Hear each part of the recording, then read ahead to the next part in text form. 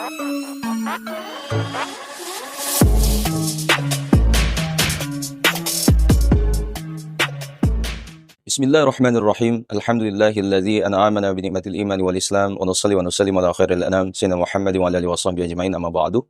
Tahlilan terambil dari kosakata tahlil yang dalam bahasa Arab diartikan dengan mengucapkan kalimat la ilaha illallah. Sedangkan tahlilan merupakan sebuah bacaan yang komposisinya terdiri dari beberapa ayat Al-Qur'an, sholawat, tahlil, tasbih dan tahmid yang pahalanya dihadiahkan kepada orang yang masih hidup maupun sudah meninggal. Dengan prosesi bacaan yang lebih sering dilakukan secara kolektif atau berjamaah, terutama dalam hari-hari tertentu setelah kematian seorang muslim. Dikatakan tahlilan karena porsi kalimat la ilaha illallah dibaca lebih banyak daripada bacaan-bacaan yang lain. Terdapat sekian banyak persoalan atau gugatan terhadap tradisi tahlilan yang datangnya dari kaum Wahabi. Dalam sebuah dialog di Besuk Traksaan, Probolinggo sekitar tahun 2008, ada seorang bertanya, siapa penyusun tahlilan dan sejak kapan tradisi tahlilan berkembang di dunia Islam? Pada waktu itu ada ulama aswaja yang menjawab bahwa sepertinya sampai saat ini belum pernah dibicarakan dan diketahui mengenai siapa penyusun bacaan tahlilan dengan komposisinya yang khas itu. Mengingat dari sekian banyak kitab tahlilan, buku tahlilan yang terbit, tidak pernah dicantumkan nama penyusunnya. Akan tetapi berkaitan dengan tradisi tahlilan, yaitu bukan tradisi Indonesia atau Jawa. Kalau kita menyimak fatwa Syekh Ibnu Taimiyah Al-Harrani, tradisi tahlilan telah berkembang sejak sebelum abad ke-7 Hijriah. Dalam kitab Majmu' Fatawa Syekh Al-Islam, Ibnu Taimiyah disebutkan, Syekhul Islam Ibnu Taimiyah ditanya tentang seseorang yang memprotes ahli zikir berjamaah dengan berkata kepada mereka, zikir kalian ini bid'ah, mengeraskan suara yang kalian lakukan juga bid'ah. Mereka memulai dan menutup zikirnya dengan Al-Quran, lalu mendoakan kaum muslimin yang masih hidup maupun yang sudah meninggal. Mereka mengumpulkan antara tasbih, tahmid, tahlil, takbir, hauqalah, la hawla wa la quwata illa billah, dan salawat kepada Nabi Muhammad SAW. Lalu Syekhul Islam Ibnu Taimiyah menjawab, berjamaah dalam berzikir, mendengarkan Al-Quran, dan berdoa adalah amal soleh, termasuk kurbah dan ibadah yang paling utama dalam setiap waktu. Dalam Sahih Al-Bukhari, Nabi SAW pernah bersabda, sesungguhnya Allah memiliki banyak malaikat yang selalu berpergian di muka bumi.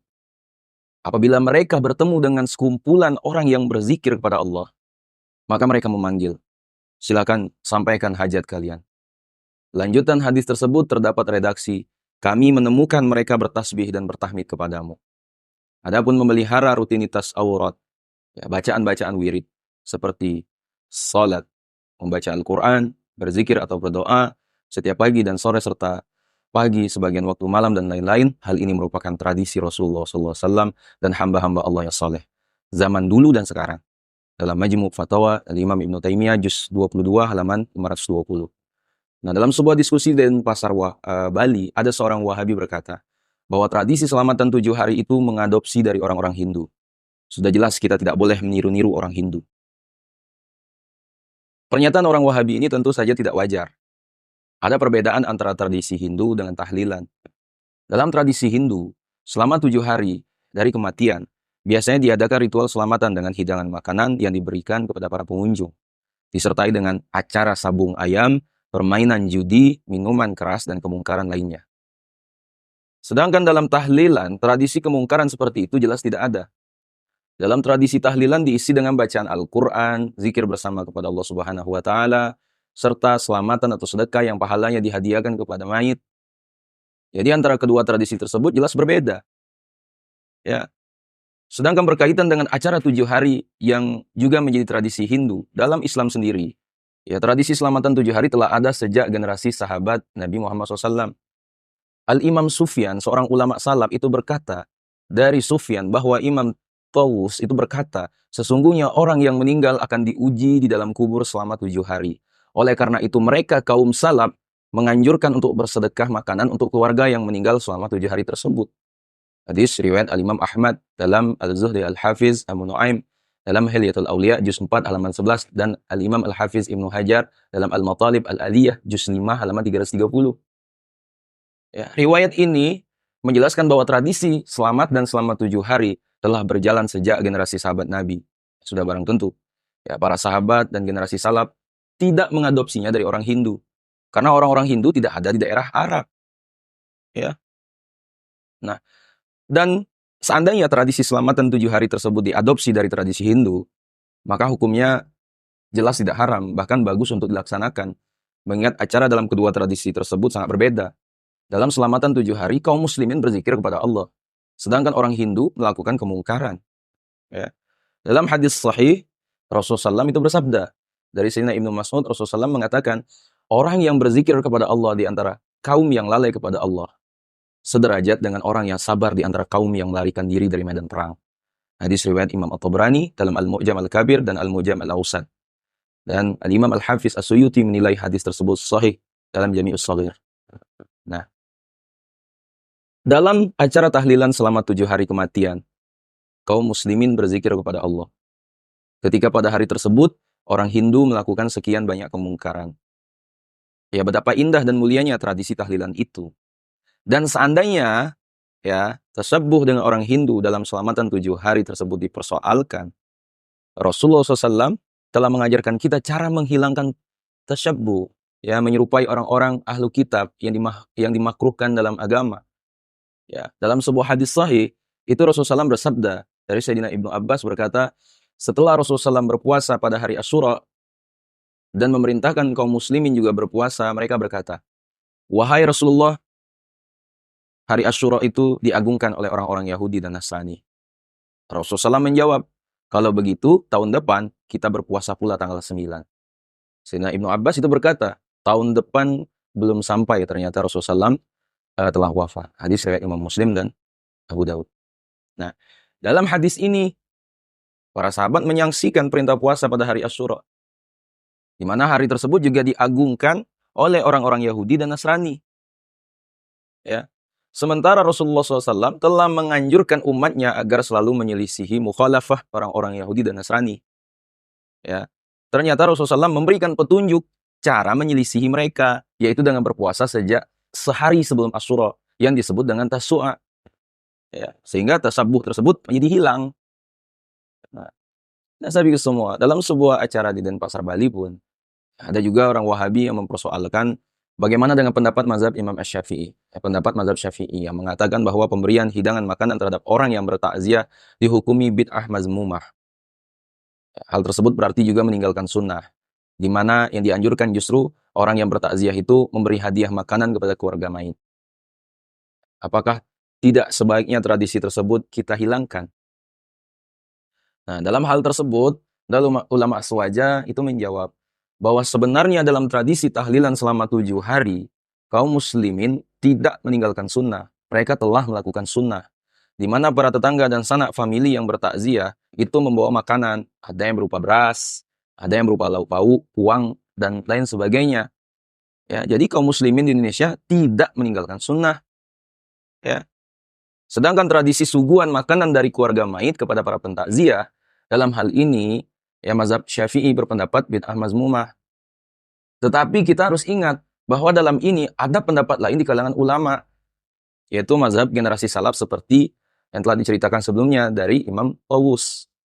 Ya, di samping itu ada riwayat dari Sayyidina Umar bin Khattab bahwa ketika beliau akan wafat itu berwasiat agar orang-orang yang bertakziah disuguhi makanan. Imam Al-Hafiz Ibnu Hajar berkata dalam kitabnya Al-Matalib, ya, Al-Aliyah, Al-Ahnaf bin Qais berkata, aku pernah mendengar Umar berkata, apabila seseorang dari suku Quraisy memasuki satu pintu, pasti orang lain akan mengikutinya. Aku tidak mengerti maksud perkataan ini. Sampai akhirnya Umar ditikam, lalu beliau berwasiat agar Suhaib yang menjadi imam sholat selama 3 hari, dan agar menyuguhkan makanan pada orang-orang yang takziah. Setelah orang-orang pulang dari mengantarkan jenazah Umar, ternyata hidangan makanan telah disiapkan. Tetapi mereka tidak jadi makan, karena duka cita yang tengah menyelimuti mereka. Hadis riwayat Imam Ahmad bin Mani dalam Al-Musnad dan Al-Imam Al-Hafiz Ibnu Hajar dalam Al-Matalib Al-Aliyah juz 5 halaman 328. Nah, azhabi semua yang dimuliakan Allah Subhanahu wa taala. Dengan demikian, ya, masalah suguhan makanan dari keluarga mayit kepada para pentakziah, masih ada pendapat lain yang membolehkan dan tidak menganggapnya bid'ah mazmumah. Ya, kita tidak mungkin memaksakan orang lain konsisten dengan satu mazhab secara penuh. Ya. Al-Imam Ahmad bin Hanbal itu berkata, seorang faqih tidak sebaiknya memaksa orang lain mengikuti mazhabnya. Ya, Al-Imam Ibnu Mufli Al-Hambali dalam Al-Adab Asy-Syar'iyyah juz 1 halaman 147 dan Syekh Al-Albani Ar-Rad Al-Mufhim halaman 9 dan 147. Nah, dalam sebuah diskusi di Jember, ada juga seorang teman yang agak terpengaruh Wahabi menggugat. Dengan adanya tradisi tahlilan, menyebabkan mereka yang melakukan tahlilan meninggalkan sunnah. Seperti tidak sholat berjamaah karena tahlilan. Bahkan ada juga untuk acara tahlilan, keluarga duka cita sampai mencari hutang segala. Apakah sebaiknya hal ini tidak menjadi problem? Demikian teman tersebut menggugat. Ya, gugatan teman ini sebenarnya tidak substansial karena banyak juga orang yang tahlilan. Ya, tetapi tetap rajin berjamaah. Ya, jadi tahlilan tidak menghalangi jamaah. Ya, bahkan di sebagian daerah di Jember, acara tahlilan selama 7 hari dilaksanakan setelah sholat zuhur. Ya, di Pasuruan dilaksanakan setelah sholat isya. Ya, tergantung daerah masing-masing. Karena dalam tradisi tahlilan memang tidak ada ikatan waktu. Ya, sedangkan terkait dengan sebagian orang yang memaksakan diri dengan mencari hutang uang untuk acara tahlilan, ya ini sebenarnya bukan problem tahlilannya. Ya, banyak juga orang yang sampai mencari hutang untuk kesenangan keluarganya dan bukan untuk tahlilan. Nah, ada juga orang Wahabi yang mengugat tahlilan dengan berkata, dalam bacaan tahlilan terdapat bid'ah, yaitu susunan bacaannya yang belum pernah dicontohkan oleh Rasulullah SAW. Nah, menanggapi hal tersebut, ya, kita menjawab bahwa berkaitan dengan susunan bacaan dan dalam tahlilan yang terdiri dari beberapa macam zikir, mulai dari Al-Quran, sholawat, tahlil, tasbih, tahmid, dan lain-lain. Hal tersebut tidak ada larangan dari Rasulullah SAW. Bahkan dalam sebuah hadis, Rasulullah SAW juga mencampur antara bacaan Al-Quran dengan doa. Seperti diriwayatkan oleh Imam At-Tabrani dalam kitab Ad-Du'a. Ya, dari kalangan ulama salaf seperti Al-Imam Ahmad bin Hanbal menyusun zikiran campuran antara ayat Al-Quran dan lain-lain.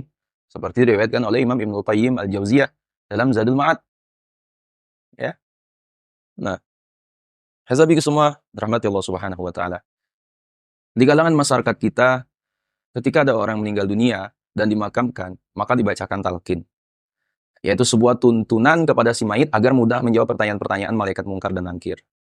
Tradisi ini berlaku hampir di seluruh negara Islam yang menganut faham Ahlus Sunnah wal Jamaah. Nah, ada dialog menarik seputar talqin ini yang diceritakan oleh seorang sahabat. Ya, beliau ini menkisahkan sekitar bulan Maret 2010, ada seorang mahasiswa IAIN Sumatera Utara yang tinggal di salah satu sudut kota Medan. Tiap malam Rabu, ia belajar mengaji bersama-sama di daerah Sunggal. Waktu itu kitab yang dibaca adalah kitab At-Tahzib fi Adillat Al-Ghayyah wa Taqrib, karya Mustafa di Bulbullah. Nah, mahasiswa ini sangat resah dengan keberadaan ponakannya yang belajar di Pondok As-Sunnah, sebuah pesantren yang diasuh oleh orang-orang Wahabi. Ya, sepertinya anak itu telah termakan racun ajaran Wahabi. Nah, mahasiswa itu berjanji membawa keponakannya ke majelis taklim di Sunggal. Nah, pada malam yang ditentukan datanglah mereka, ya, bersama keponakannya itu, ya, yang tak kami sebutkan di sini. Nah, setelah mereka berkumpul, ya, ada ulama aswaja di situ yang bertanya, kira-kira apa yang akan kita diskusikan? Menjawab banyak ustadz, antara lain soal talqin dan bid'ah. Kemudian Ustaz Aswaja ini bertanya, apa yang kita masalahkan dengan bid'ah itu? Ini Ustaz, bid'ah itu kan dosa dan pelakunya diancam siksa dalam banyak hadis. Demikian, ya, ia menjawab. Kemudian Ustaz ini bertanya, benar, kita sepakat bid'ah itu sebuah ancaman dan membahayakan sekali. Tapi perlu diingat, bid'ah itu tidak sampai mengeluarkan pelakunya dari nama Islam alias murtad. Bid'ah itu ada kalanya berkaitan dengan akidah, kadang dengan ibadah. Kamu tahu nggak apa itu bid'ah? Ya. Ia menjawab, sebagaimana yang kami pelajari, bid'ah itu ialah segala sesuatu yang menyangkut ibadah yang tidak ada di zaman Nabi dan dilakoni oleh Nabi dan salafus soleh. Seperti talqin, mazhab, usolli, dan lain sebagainya. Ulama Aswaja berkata, definisi bid'ah seperti itu siapa yang membuatnya? Nabi atau sahabat dan atau tabi'in? Ia menjawab, itu rangkuman pemikiran saya saja. Kemudian ulama Aswaja ini berkata, kalau begitu definisi bid'ah menurut Anda itu kan tidak ada penjelasannya dari Nabi. Nah, definisi Anda itu juga bid'ah. Kan definisi Anda itu bukan keluar dari ucapan Nabi. Oke? Ini sesuai yang Anda katakan. Mendengar umpan ulama Aswaja ini, dia terdiam. Kemudian dia berkata, lalu bagaimana dengan hadis man ahdatsa fi amrina hadza fa huwa raddun? Kemudian ulama Aswaja ini balik bertanya, kenapa dengan hadis itu? Dia berkata, hadis ini secara tegas menyikap apa itu bid'ah. Kemudian ulama Aswaja ini berkata, benar, tapi perlu dicermati maksud kalimat man ahdatsa fi amrina hadza ma laisa minhu. Ya, menurut pemahaman Anda bagaimana dengan kalimat itu? Dia menjawab, menurut saya pokoknya menciptakan ibadah baru itu bid'ah. Kemudian ulama Aswaja ini berkata, kalau begitu Anda memahami hadis itu pakai kacamata kuda dong. Kemudian ulama Aswaja ini bertanya, apa arti ma laisa minhu dalam hadis tersebut? Tolong Anda jelaskan 3 kata ini. Ternyata dia hanya terdiam, tidak bisa menjawab. Nah, ulama Aswaja berkata, saudara, kata ahdasa dalam hadis tersebut bermakna menciptakan sesuatu yang baru yang belum pernah ada sebelumnya. Sedangkan kata fi amrina itu bermakna sesuatu yang merupakan urusan agama kami. Maksudnya suatu hal yang baru yang berkaitan dengan agama. Sedangkan kata malaisa minhu ya bermakna sesuatu yang tidak ada dalilnya secara langsung atau tidak langsung dari agama. Nah, demikian ya itu baru dihukumi bid'ah. Makanya Al-Imam Nawawi dalam kitab Al-Majmu' Syarah Al-Muhadzab yang menyatakan bahwa bid'ah adalah sesuatu urusan yang baru dalam agama yang tidak ada dalilnya. Dalil-dalil itu adalah Al-Quran, Sunnah, Ijma' dan Qiyas. Selama masih ada dalilnya dari salah satu yang 4 tersebut, maka itu bukan bid'ah. Anda kalau zakat fitrah pakai apa? Seharusnya mesti pakai kurma dong. Rasulullah SAW mengatakan tidak pernah pakai beras. Ya. Rasul itu tidak mempraktikkan zakat fitrah pakai beras. Pakai beras itu kias dari kurma dan gandum. Jadi kalau tidak menggunakan kias, tentu saja Islam ini sempit sekali. Demikian pula masalah takhtim. Tahlil yang selalu diamalkan masyarakat kita. Isinya adalah pembacaan Al-Quran, tahlil dengan kalimat la ilaha illallah, salawat, lalu doa. Dan ulama Aswaja ini bertanya, apakah ada larangan membaca itu semua, baik menurut Al-Quran dan hadis? Mendengar pertanyaan tersebut, ia menjawab, tidak ada. Dia ulama Aswaja ini berkata, apakah ada perintah membaca itu semua menurut Al-Quran dan hadis secara umum? Kemudian dia menjawab, ada. Ulama Aswaja ini bertanya, adakah larangan Allah dan Rasul untuk berzikir, baca Al-Quran dan lain sebagainya itu? Dan dia menjawab, tidak ada. Ya, ulama Aswaja ini berkata, nah kan tidak ada larangan. Sementara pengamalan tersebut ada sanjungan dari Allah dan Rasul. Maka itu bukanlah bid'ah yang terlarang atau sesat. Anda paham? Kemudian ia menjawab, emangnya apa sanjungan Allah dan Rasulnya? Kemudian ulama Aswaja menjawab, loh, tidakkah pernah saudara dengar sebuah hadis sahih yang artinya, tidaklah sekelompok orang yang duduk sambil berzikir kepada Allah, kecuali para malaikat akan mengelilinginya. Rahmat kasih sayang Allah akan meliputinya. Ketenangan akan diturunkan kepadanya dan Allah akan menyebut-nyebut mereka di hadapan makhluk yang ada di sisinya. Hadis riwayat Imam Ahmad, Imam Muslim, Imam At-Tirmidzi, Imam Ibnu Majah, Imam Abi Syaibah, dan Imam Al-Baihaqi dari Abu Hurairah dan Abi Sa'id Al-Khudri. Dalam hadis ini atau hadis lain tidak pernah ada larangan, kecuali tempat-tempat kotor seperti di WC dan semacamnya. Nah, Asabi semua mendengar penjelasan ulama Aswaja tersebut, beliau ini terdiam. Kemudian ia angkat bicara, bagaimana masalah talqin? Bukankah itu bid'ah? Ya ulama Aswaja ini menjawab, begini saja supaya jelas. Lalu ulama Aswaja ini berdiri dan mengambil spidol dan menuliskan di whiteboard, talqin maid bukan bid'ah, tapi khilafiyah. Dan saya tanda tangan. Lalu saya suruh ia untuk menuliskan kalimat tandingan dari pernyataan saya. Lalu ia pun menuliskan talqin maid adalah bid'ah dan ditanda tanganinya. Lalu ulama Aswaja ini bertanya, kalau talqin maid adalah bid'ah, berarti pelakunya diancam siksa. Kemudian ia menjawab, iya. Kemudian ulama Aswaja ini bertanya, yang mengatakan bahwa talqin maid itu bid'ah siapa? Dengan semangat, anak muda ini ia mengatakan Syekhul Islam Ibnu Taimiyah. Mendengar jawaban itu, ulama Aswaja ini pun mengambil kitab Majmu' Fatawa Syekhul Islam Ibnu Taimiyah. Lalu ulama Aswaja ini berkata, ini kitab Majmu' Fatawa Imam Ibnu Taimiyah, sambil menunjukkan kepada dirinya halaman 242 jilid 1 yang isinya adalah talqin yang tersebut ini, talqin setelah mayit dikuburkan, telah diriwayatkan dari segolongan sahabat bahwa mereka memerintahkannya seperti Abi Umamah Al-Bahili serta beberapa sahabat lainnya. Oleh karena ini Al-Imam Ahmad bin Hambal dan para ulama yang lain mengatakan bahwa sesungguhnya talqin mayit ini tidak apa-apa untuk diamalkan. Dalam Majmu' Fatawa Al-Imam Ibnu Taimiyah juz 1 halaman 242. Nah, Ibnu Taimiyah tidak mengatakan bahwa talqin itu bid'ah, malah menyatakan ada dalilnya bahwa talqin itu dilakukan oleh sebagian sahabat. Yang jelas ini masalah khilafiyah bukan masalah bid'ah. Mendengar penjelasan ulama Aswaja itu, ia pun terdiam. Tidak lama kemudian ia pamitan pulang. Saya pikir semua demikian kisah dialog ya seorang pemuda yang berada di Medan, Sumatera Utara. Ulama Aswaja dengan seorang pemuda wali. Saya pikir semua ada seorang teman yang sekarang tinggal di Bandung sebagai kiai muda, kisah ya. curhat itu melalui SMS bahwa ada sekelompok aliran di daerahnya ketika selesai sholat. Mereka tidak mau berdoa bersama dengan dipandu seorang imam. Alasan mereka hal itu tidak ada hadisnya dan termasuk bid'ah. Nah, dalam sebuah diskusi tentang bid'ah dan tradisi di Musolah Nurul Hikmah, Perum Dalung, Permai dan Pasar pada 22 Juli 2010 yang lalu, ada seorang Wahabi yang berpendapat bahwa doa bersama itu bid'ah. Ketika salah seorang teman kami berdoa sebagai penutup acara, jamaah yang hadir semuanya mengucapkan amin sambil mengangkat kedua tangan mereka. Sementara laki-laki Wahabi yang menolak doa bersama tersebut tidak ikut amin dan tidak mengangkat kedua tangannya. Ya. Pada dasarnya, kalau kita mengkaji ajaran Islam secara mendalam, akan kita dapat di bawah tradisi doa bersama, ya, di mana salah seorang dari jamaah mengucapkan doa, sedangkan anggota jamaah lainnya membaca amin, merupakan tradisi Islam sejak generasi salaf yang saleh dan sesuai dengan ajaran Rasulullah Shallallahu Alaihi Wasallam.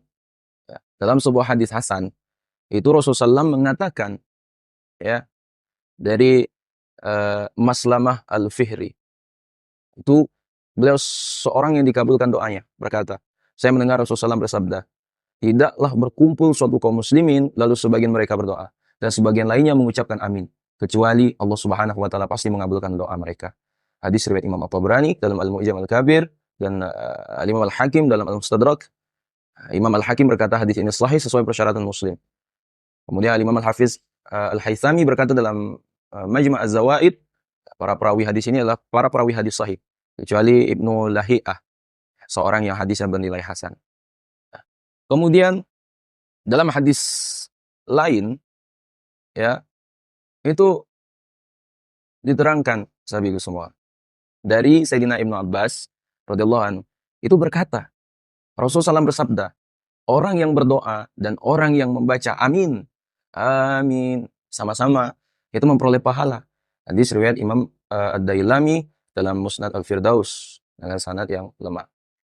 Menurut Al-Imam Al-Hafiz Ahmad bin Siddiq Al-Ghumari dalam kitabnya Al-Mudawi li'Illal Al-Jami' As-Saghir wa Syarha'i Al-Munawi juz 4 halaman 43, kelemahan hadis Ad-Dailami ini dapat diperkuat dengan ayat Al-Quran. Allah berfirman tentang kisah Nabi Musa alaihissalam.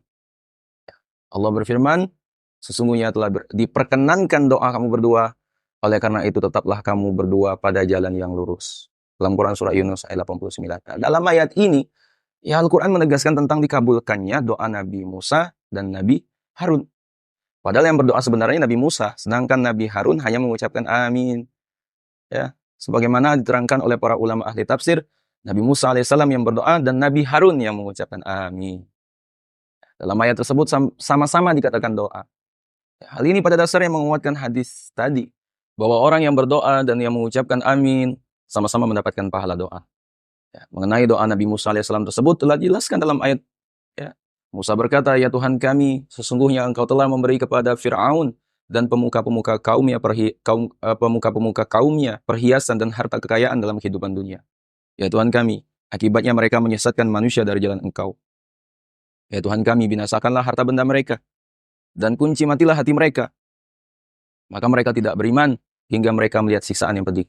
Dalam Quran surah Yunus ayat 88. Nah, dalam hadis lain itu diterangkan, Ya'la bin Shaddad berkata, ayahku bercerita kepadaku sedangkan Ubadah bin Samit hadir membenarkannya. Suatu ketika kami bersama Nabi SAW, beliau berkata, apakah di antara kamu ada orang asing? Maksudnya ahlul kitab. Kami menjawab, tidak ada ya Rasulullah.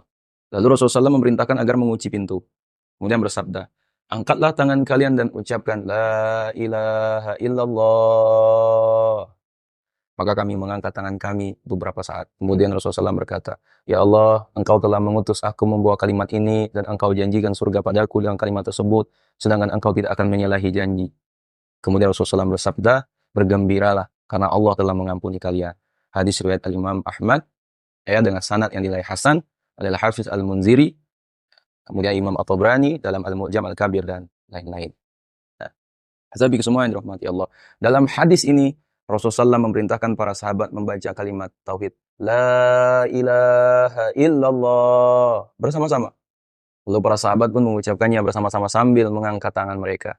Kemudian Rasulullah SAW membacakan doa. Dengan demikian zikir bersama sebenarnya memiliki tuntunan dari hadis sahih ini. Nah, sahabat semua yang rahmati Allah Subhanahu wa taala, berdasarkan paparan tadi dapat disimpulkan bahwa tradisi doa bersama, ya, di mana salah seorang di antara jamaah memimpin doa, sedangkan jamaah lain mengucapkan amin, baik hal tersebut didahului dengan zikir bersama maupun tidak, pada dasarnya memiliki dasar hadis yang kuat dan bahkan merupakan tuntunan Al-Quranul Karim sebagaimana yang terdapat dalam kisah Nabi Musa alaihissalam dan Nabi Harun alaihissalam. Sahabat semua dimuliakan Allah Subhanahu wa taala, mungkin itu yang dapat kami sampaikan. Ya, sekiranya video ini bermanfaat, jangan lupa share kepada orang kita cintai dan juga jangan lupa share ke media sosial kalian yang lainnya agar jauh lebih bermanfaat lagi. Wallahu a'lam. Assalamualaikum warahmatullahi wabarakatuh.